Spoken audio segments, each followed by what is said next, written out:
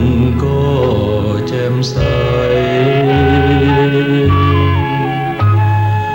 ลมเย็นเย็นพัดยามเช้าตรู่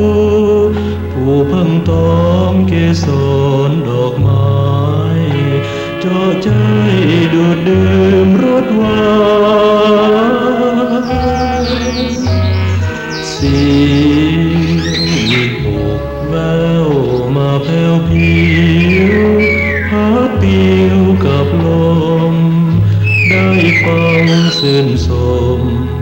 สุดประมาณยามกำเวรของเข็นสิ้นไปสิ่งที่หมา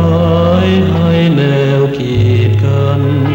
โศกสันก็คืนซื่นใจเมื่อสิ้นควรมองแห่งหาสิ้นอุปสรรคทางหักก็สดใสเหมือนฟ้างามยามที่ว่าเมื่อเมฆาเลือนหายและวิไลสว่างตา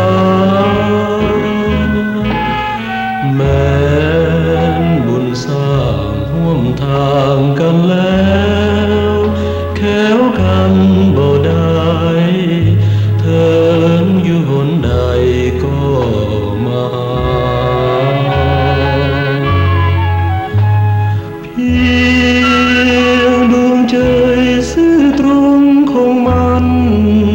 จะสุขสันต์สั่วดินและฟ้าศรัทธาเดียวจนตาย